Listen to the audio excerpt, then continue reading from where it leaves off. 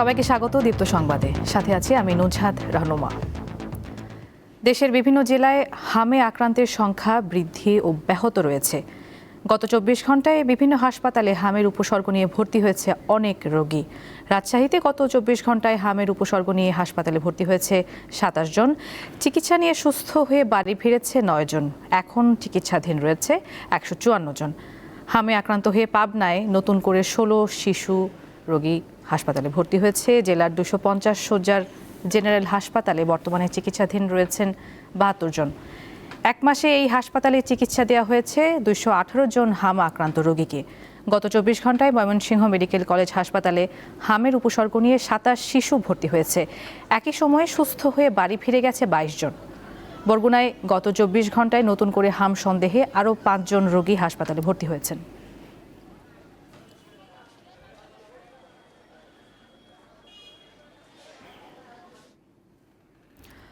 দর্শক, হামের সর্বশেষ পরিস্থিতি নিয়ে জানাতে এবারে বরগুনা থেকে যুক্ত হচ্ছেন সহকর্মী শাহ আলী।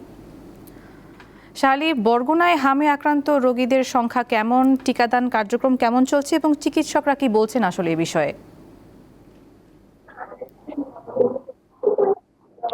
নুজরাত, এই মুহূর্তে আমি রয়েছি বরগুনা ২৫০ শয্যা বিশিষ্ট জেনারেল হাসপাতালে, যেখানে হটস্পট হিসেবে ঘোষণা করা হয়েছে এই হাসপাতাল এবং এই এলাকাকে। এবং সেখানে আমরা দেখেছি যে আজকে গত ২৪ ঘন্টায় কিন্তু ভর্তি হয়েছেন সেখানে ৫ জন এবং চিকিৎসাধীন রয়েছেন ২৩ জন। এবং এই মুহূর্তে ৬০ দিনের মতো টিকা প্রদান চলছে এবং বরগুনা জেনারেল হাসপাতালের যে কেন্দ্রটি রয়েছে সেখানে প্রায় ৯০০-র মতো এখানে টিকা দেওয়া হয়েছে এবং সকাল থেকে প্রায় ৪৫ জনকে টিকা দেওয়া হয়েছে। এবং আমরা যদি বলি, বরগুনা জেলায় প্রায় ১২,০০০ শিশুকে টিকার আওতায় আনা হয়েছে, টিকা দেওয়া সম্পূর্ণ হয়েছে এবং প্রায় ৩ সপ্তাহ এই টিকা দিবেন বলে জানিয়েছেন। গত ৫ এপ্রিল থেকে এই টিকা প্রদান শুরু হয়েছে এবং আপনারা জানেন যে এর আগে ডেঙ্গু কিন্তু হটস্পট ছিল বরগুনায় এবং পরপরই কিন্তু এখন এই হামের হটস্পট হয়েছে বরগুনা পৌর এবং উপজেলা, বরগুনা সদর উপজেলায় এই হটস্পটের মধ্যে আওতার মধ্যে রয়েছে। ইতিমধ্যে বিভাগীয় এবং জেলা প্রশাসক সবাই কিন্তু এই হাসপাতাল পরিদর্শন করছেন এবং হাম মোকাবেলায় তারা প্রতিনিয়ত বিভিন্ন সভা সেমিনার করছেন এবং ডাক্তারদের সাথে। এখানে আসলে পর্যাপ্ত পরিমাণ ডাক্তার না থাকার কারণে হিমশিম খাচ্ছেন চিকিৎসা দিতে। শুধুমাত্র একজন শিশু বিশেষজ্ঞ রয়েছেন এই হাসপাতালে, যারা প্রতিদিনই ২০০ থেকে ২৫০ তিনি কিন্তু চিকিৎসা দিয়ে থাকেন শিশুদের। তো এখানে যদি বলি যে বরগুনা জেনারেল হাসপাতালে চিকিৎসায় কিন্তু পিছিয়ে রয়েছেন। শুধুমাত্র একজন ডাক্তার দিয়ে, শিশু বিশেষজ্ঞ দিয়ে এই হাসপাতাল ২২৮ শয্যা বিশিষ্ট হাসপাতাল চলছে। প্রতিনিয়তই কিন্তু রোগীরা এসে দীর্ঘ লাইন ধরে অপেক্ষা করে তার শিশুকে চিকিৎসা দিচ্ছেন এবং প্রতিদিনই এই সমস্যার কিন্তু সম্মুখীন হচ্ছেন এখানে সাধারণ মানুষরা। তো প্রতিদিন যেভাবে হাম রোগী বাড়ছেন, এতে আসলে দুশ্চিন্তার মধ্যে রয়েছেন এখানকার অভিভাবক এবং শিশুরা, যে আসলে কখন তারা আক্রান্ত হয়। তো এই জেলায় এখন পর্যন্ত ৪ জনের মৃত্যু হয়েছে। গত ২ দিন আগে আমতলী উপজেলায় ৫ বছরের এক শিশুর মৃত্যু হয় বরিশালে। তো চিকিৎসা দিতে হলে আ এখান কিন্তু আসার পরে যদি গুরুতর অবস্থা দেখে দ্রুত বরিশাল শেরেবাংলা মেডিকেল কলেজ হাসপাতালে প্রেরণ করা হয় এবং এখানে যে ব্যবস্থাটা, যে অ্যাম্বুলেন্স রয়েছে ২ টি মাত্র, সেই অ্যাম্বুলেন্স কিন্তু আসলে নাজুক অবস্থায় রয়েছে। তো চিকিৎসা সেবা এবং এখানকার বিষয়টা কিন্তু নিয়ে আসলে কারোই মাথা ব্যথা নেই। সবাই বলছে যে চিকিৎসা সেবা আরো বাড়বে। তো যারা রয়েছেন এখানকার নাগরিকরা, তারা কিন্তু চিকিৎসা থেকে তারা পিছিয়ে রয়েছেন। হাম নিয়ে আসলে এই ছিল আমার কাছে সর্বশেষ তথ্য। নুজাত। জি দর্শক, আমরা শুনছিলাম বরগুনা থেকে যুক্ত ছিলেন সহকর্মী শাহ আলী। নানা সমস্যায় জর্জরিত ঠাকুরগাঁওয়ের ২৫০ শয্যা জেনারেল হাসপাতাল। নেই আইসিইউ, কিডনি ডায়ালাইসিস ব্যবস্থা সহ তেমন কোনো সুযোগ সুবিধা। প্রতিনিয়ত শয্যার তুলনায় ৩ গুণ বেশি রোগীর চিকিৎসা দিতে হিমশিম খাচ্ছেন চিকিৎসক ও নার্সরা। সমস্যা সমাধানে নতুন একটি মেডিকেল কলেজ স্থাপনের আশ্বাস দিয়েছে স্বাস্থ্য শিক্ষা অধিদপ্তর। করার সাথেই মনে করেন রাস্তায় রুগী নিয়ে যেতে যেতে আমাদের রুগী মারা যায়। তো আমাদের রুগী যদি এইভাবেই মারা যায়, তাহলে আমাদের চিকিৎসার দরকারটা কি, হাসপাতালের দরকারটা কি? এভাবেই প্রিয়জনের মৃত্যুর আক্ষেপ করছেন রোগীর স্বজনরা। এমন চিত্র নতুন নয় ঠাকুরগাঁয়ের ২৫০ শয্যা হাসপাতালে। ওয়ার্ডে জায়গা না পেয়ে বারান্দা ও মেঝেতে চিকিৎসা নিতে হচ্ছে অনেক জটিল রোগীদের। জেলায় ঠাকুরগাঁও সদরে গেছি, যাওয়ার পরে ওখানে আমার আম্মার পেটে পানি জমে গেছে। তো এইটার জন্য ওখানে আমি ভর্তি করছি। তখন আমাকে কী করলো ওখানকার ডাক্তার, আমাকে রংপুরে রেফার করে দিল। আইসিইউ সুবিধা না থাকায় সংকটাপন্ন রোগীদের পাঠানো হচ্ছে দিনাজপুর ও রংপুরে, আর ডায়ালিসিসের রোগীদের ছুটতে হয় দূরের হাসপাতালে। এই অবস্থায় প্রতিনিয়ত চরম দুর্ভোগ পোহাতে হচ্ছে রোগী ও তাদের স্বজনদের। আমাদের এই সদর হাসপাতালে পর্যাপ্ত পরিমাণে ইনস্ট্রুমেন্ট নাই, যে কারণে আমাদের রোগী তাদের পর্যাপ্ত সেবাটা এখানে পাচ্ছে না। আমরা চিকিৎসা পাই না, অনেক সময় রংপুরে রেফার করে দেয়। সেক্ষেত্রে আমাদের রুগী যায় যেতে অনেক সময় মারাও যায়। সংকট নিরসনে 2013 সাল থেকে নানা আন্দোলন ও দাবি জানিয়ে আসলেও এখনো পর্যন্ত কোনো সুরাহা হয়নি। সম্প্রতি স্বাস্থ্য অধিদপ্তরের প্রতিনিধি দল মানসম্মত একটি মেডিকেল কলেজ স্থাপনের জন্য সম্ভাব্য স্থান পরিদর্শন করেছেন। দ্রুত সময়ের মধ্যে কাজ শুরু হবে বলে আশ্বাস দিয়েছে স্বাস্থ্য শিক্ষা অধিদপ্তর। সাময়িক একটা টেম্পোরারি ক্যাম্পাস আরম্ভ করে 2027 সালের মধ্যে যেন শিক্ষার্থী ভর্তি করার কার্যক্রম শুরু করা যায়, সেটার জন্য আমরা চেষ্টা চালাবো। আমরা ফিরে গিয়েই একটা ডিপিপি বলে ডেভেলপমেন্ট প্রপোজাল, উন্নয়ন প্রকল্প প্রস্তাব আমরা একটা তৈরি করব, এমনভাবে তৈরি করব যাতে এইখানে ঠাকুরগাঁয়ে একটা সুন্দর মেডিকেল কলেজ ক্যাম্পাস তৈরি করা যায়। শুধু আশ্বাস নয়, দ্রুত নতুন মেডিকেল কলেজের কাজ দৃশ্যমান হোক, এমনটাই দাবি ঠাকুরগাঁওবাসীর। কামরুন নাহার, দীপ্ত, বার্তাকক্ষ। পটুয়াখালীর কলাপাড়ায় 200 টাকা লিটার দরে পেট্রোল বিক্রি করায় এক ব্যবসায়ীকে 30,000 টাকা জরিমানা করেছে ভ্রাম্যমাণ আদালত। শুক্রবার রাতে গোপন সংবাদের ভিত্তিতে উপজেলার লালুয়া ইউনিয়নের বানাতি বাজারে অভিযান চালিয়ে এই জরিমানা আদায় করেন নির্বাহী ম্যাজিস্ট্রেট ও উপজেলা সহকারী ভূমি কমিশনার ইয়াসিন সাদেক। গণমাধ্যমকে তিনি জানান, বিস্ফোরক পরিদপ্তরের লাইসেন্স না থাকা সত্ত্বেও আলফা স্টোরের মালিক সোহেল সওদাগর বেশ কিছুদিন ধরে সরকার নির্ধারিত মূল্যের চেয়ে বেশি দামে পেট্রোল বিক্রি করে আসছিলেন। ভোক্তা অধিকার সংরক্ষণ আইনে তাকে জরিমানা করা হয়েছে। অবৈধ মজুতদার ও অসাধু ব্যবসায়ীদের বিরুদ্ধে ভ্রাম্যমাণ আদালতের অভিযান অব্যাহত থাকবে বলেও জানান তিনি।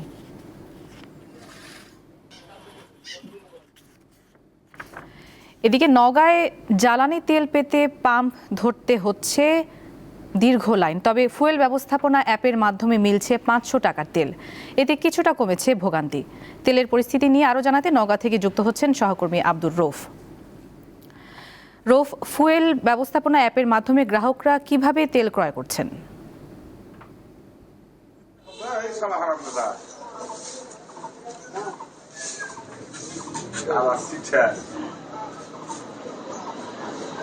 আপনি যেমনটি বলছিলেন, সারা দেশে কিন্তু এখন জ্বালানি তেলের হাহাকারটা এখনো পর্যন্ত কাটেনি কিংবা শিথিলও হয়নি। কিন্তু নওগাঁতে এই জ্বালানি তেল সরবরাহের ক্ষেত্রে জেলা প্রশাসনের পক্ষ থেকে ফুয়েল ব্যবস্থাপনা অ্যাপ চালু করা হয়েছে, যে অ্যাপের মাধ্যমে বর্তমানে তেল সরবরাহ করার কারণে পুরো জেলা জুড়ে যে 29টি ফিলিং স্টেশন রয়েছে, প্রতিটি ফিলিং স্টেশনে একটি শৃঙ্খলার মধ্য থেকে এই জ্বালানি তেল সরবরাহ করা হচ্ছে। ফুয়েল অ্যাপ ব্যবস্থাপনা চালু করার আগে দেখা গেছে যে একই বাইক ঘুরে ঘুরে একাধিকবার তেল নিত এবং কেউ পেশি বলের জোরে তেল দিত, এরকম বিভিন্ন অনিয়ম বিভিন্ন ফিলিং স্টেশন দেখা গেছে। কিন্তু ফুয়েল ব্যবস্থাপনা অ্যাপ চালু করার পর থেকে কিন্তু এখন প্রতিটি ফিলিং স্টেশনে এসে ফুয়েল ব্যবস্থাপনা অ্যাপে নিজে রেজিস্ট্রেশন করে গাড়ির যে নির্দিষ্ট মাইলেজ সেটা দিয়ে গাড়ির নাম্বার দিয়ে একটু নিয়মের কাঠামোর মধ্যে কিন্তু প্রতিটা ভোক্তাকেই আপনার তেল নিতে হচ্ছে, যার কারণে প্রতিটা ফিলিং স্টেশনে এখনও দীর্ঘ লাইন দেখা গেলেও একটু সময় লাগলেও কিন্তু শৃঙ্খলা একটু নিয়মের মধ্যে তেল সরবরাহ করা হচ্ছে। এতে করে গ্রাহকদের মাঝে অনেকটা স্বস্তি ফিরেছে। কেউ একাধিকবার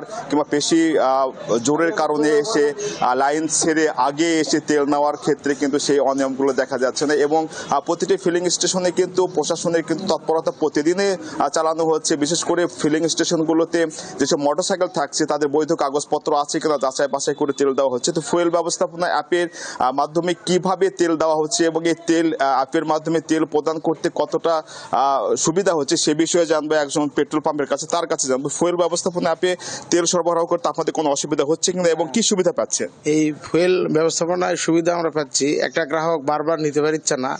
আর অ্যাপসের মাধ্যমে যখন আমরা দিচ্ছি 500 টাকার তেল দিচ্ছি, তখন একটা গ্রাহক 2-3 দিন পরে আসছে। ওই গ্রাহক যদি কোনো চালাকি করে পরে যদি আবার লাইনে দাঁড়ায়, আমরা অ্যাপস যখন ধরিচ্ছি তখন দেখা যাচ্ছে না উনি একটু আগেই তেল নিয়ে গেছে। এই সুবিধাটা আমরা পাচ্ছি, তাতে সুশৃঙ্খলভাবে বিতরণ করা যাচ্ছে।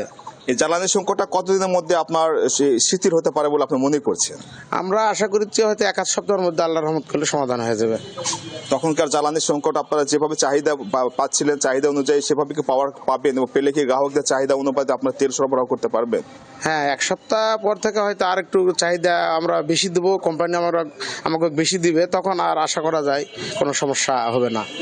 এরকম কিন্তু নওগাঁর যে 29টি ফিলিং স্টেশন আছে, প্রতিটা ফিলিং স্টেশনে আপনার চাহিদা মাফিক যেহেতু এখন তেল আগের মতো পাচ্ছে না, যার কারণে তারা রেশনিং পদ্ধতিতে 29টা ফিলিং স্টেশনের মধ্যে কখনো হয়তো বা 25টা ফিলিং স্টেশন আপনার তেল সরবরাহ করা হচ্ছে, কখনো 20টা ফিলিং স্টেশন তেল সরবরাহ করা হচ্ছে। তবে যখনই ফিলিং স্টেশনের যে মালিকরা আছে তারা যখনই পূর্বের মতো চাহিদা অনুসারে তেল পাবে, তখন তারা কিন্তু আবার ভোক্তা যারা আছে তাদের চাহিদা মাফিক তেল দিতে পারবে। এবং যতদিন এই তেলের জ্বালানির সংকট থাকবে ততদিন নওগাঁর পুরো ফিলিং স্টেশনে এই ফুয়েল ব্যবস্থাপনা অ্যাপ কার্যকর থাকবে এবং প্রতিটা ফিলিং স্টেশনে, এবং কেউ যেন অবৈধভাবে অবৈধ পন্থায় বেশি লাভের আশায় তেল মজুত করতে না পারে, সেই জন্য প্রতিনিয়ত প্রতিটি ফিলিং স্টেশনে উপজেলা পর্যায়ে জেলা প্রশাসন এবং ভোক্তা অধিদপ্তরের পক্ষ থেকে আপনার অভিযান পরিচালনা করা হচ্ছে এবং প্রতিটা ফিলিং স্টেশনে স্বেচ্ছাসেবক নিয়োগ করা হয়েছে।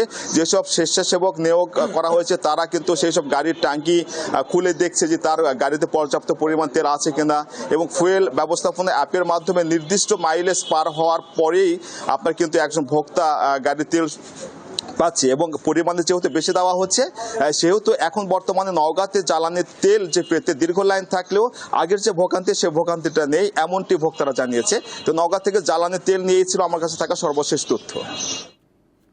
দর্শক, নওগাঁ থেকে জানাচ্ছিলেন সহকর্মী আব্দুর রৌফ, আপনাকে ধন্যবাদ। পরবর্তী প্রসঙ্গ, রাজধানীর অনেক ফুটপাতই হকারের দখলে, ফলে মূল সড়ক দিয়ে চলতে হয় পথচারীদের। এতে যান চলাচল বিঘ্নিত হয়, ঘটে দুর্ঘটনা। যানজট ও বিশৃঙ্খলা দূর করতে প্রশাসন মাঝে মাঝে উদ্যোগ নিলেও আবার তা দখল হয়ে যায়। একটি ফুটপাত যার মালিক সাধারণ পথচারীরা, কিন্তু রাজধানীর অধিকাংশই ফুটপাত দখল করে বসে আছে ভ্রাম্যমাণ দোকান ও হকাররা। বাধ্য হয়ে সাধারণ পথচারীরা যান চলাচলের রাস্তা দিয়েই হাঁটছে।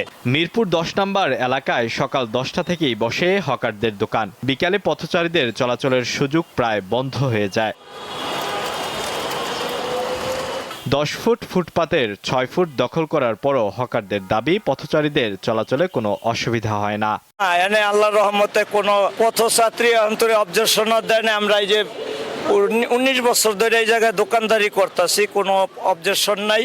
আপনারা এই যে দেখেন না রোড কত ফাঁকা, কোনো সমস্যা হয় না আল্লাহর রহমতে এই জায়গায়। পথচারীরা জানার উপায় না থাকায় কষ্ট করেই চলতে হয় তাদের। বুঝতে পারছেন, এই যে দোকানপাট যেগুলো আছে সেগুলোর কারণে আজকে রাস্তা অনেক প্রায় দখল হয়ে যাচ্ছে ফুটপাতগুলো। তো সেই কারণে আজকে মানুষজন যারা হাঁটবে তারা আসলে সুস্থভাবে হাঁটতে পারছে না।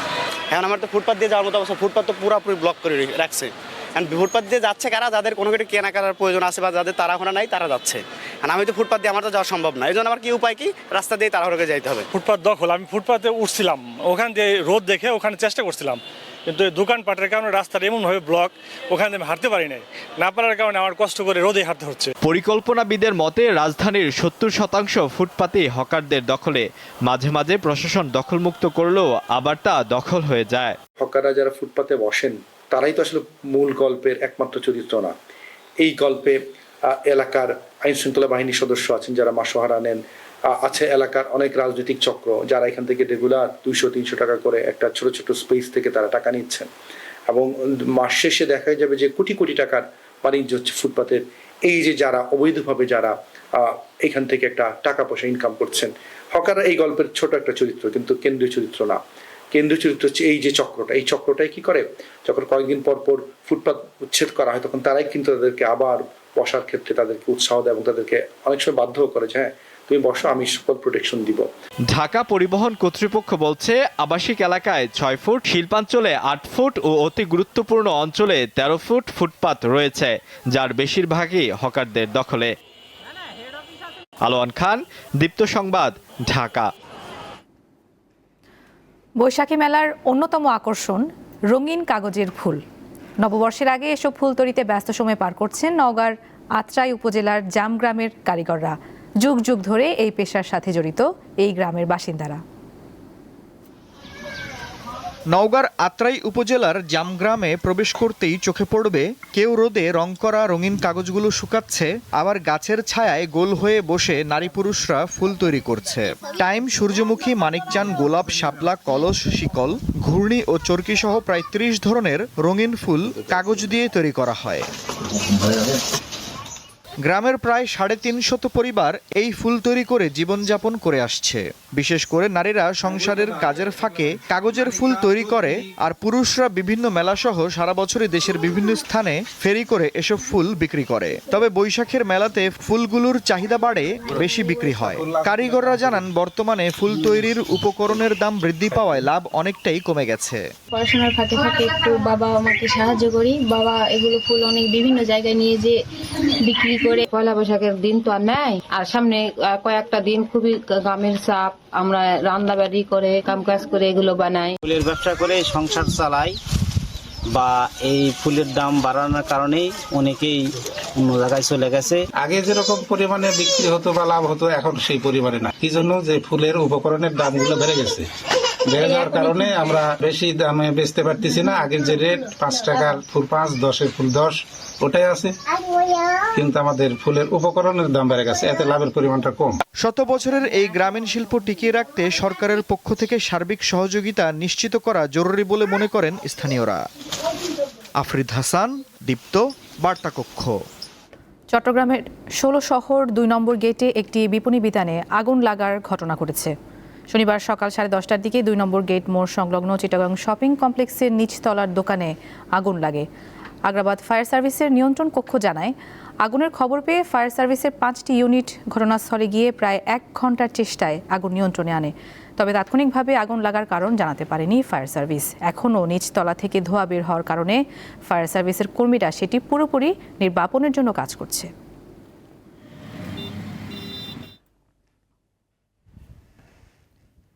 গ্রীষ্মকালীন পেঁয়াজের বীজ উৎপাদনে নতুন সম্ভাবনা দেখছেন রাজশাহীর কৃষকরা। সরকারি প্রণোদনায় উচ্চ ফলনশীল জাতের পেঁয়াজ নাসিক N53 চাষ করে সফলতার স্বপ্ন বুনছেন তারা। এতে কমতে পারে বিদেশ নির্ভরতা, ফলে সাশ্রয় হবে বৈদেশিক মুদ্রা। গ্রীষ্মকালে দেশের বাজারে পেঁয়াজের বীজের সংকট দেখা দেয়, তাই ভারত সহ বিভিন্ন দেশ থেকে তা সংগ্রহ করা হয়। এই অবস্থার পরিবর্তনে এগিয়ে এসেছে রাজশাহীর চাষিরা। সরকারি প্রণোদনায় উচ্চ ফলনশীল নাসিক N53 জাতের পেঁয়াজ চাষের মাধ্যমে আশার আলো দেখছেন তারা। নাসিক N53 জাতের পেঁয়াজ সংগ্রহ করতে সময় লাগে 60 থেকে 80 দিন। এরপর প্রায় 4 মাস সংরক্ষণ করে অক্টোবর-নভেম্বরে বীজ উৎপাদনের জন্য তা পুনরায় রোপণ করা হয়। এবছর রাজশাহীতে 300 বিঘা জমিতে 300 জন কৃষকের মধ্যে গ্রীষ্মকালীন পেঁয়াজের বীজ উৎপাদন কার্যক্রম চলছে। প্রতি কৃষককে দেওয়া হয়েছে উন্নত জাতের বীজ, সঙ্গে সার, কীটনাশক ও ছত্রাকনাশক। প্রাথমিকভাবে প্রতি বিঘা জমি থেকে 100 কেজি বীজ উৎপাদনের লক্ষ্যমাত্রা নির্ধারণ করা হয়েছে। তা আমার কাছে মনে হচ্ছে এটাতে ভালো ফলন হবে। যদি এটা আল্লাহ কোনো ইয়ে না দেয়, তাহলে ইন্ডিয়ান নাসিক N53 বীজের জন্য আমাদেরকে আর অপেক্ষা করে থাকা লাগবে না। এখন আমাদেরকে সরকার এসে দিয়েছে 1 কেজি করে বীজ দিয়েছে, সার দিয়েছে। আমরা নিজেই যত্ন করেছি, করেছি, থোপা করেছি, সব কিছু করেছি।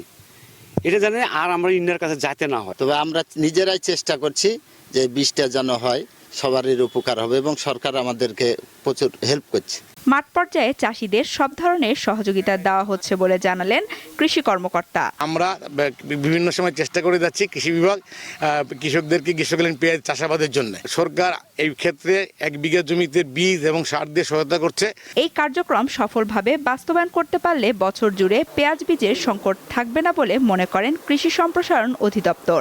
এই প্রোগ্রাম যদি আমরা সফলতার সাথে যদি আমরা বাস্তবায়ন করতে পারি, আর সার্বিক এনভায়রনমেন্ট আবহাওয়া অনুকূল পরিবেশে থাকে, তে আমরা গ্রীষ্মকালীন পেঁয়াজের যে বীজ নেওয়া যে একটা বিড়ম্বনা, সেটা থেকে আমরা পরিত্রাণ পাবো বলে আমরা আশা করি।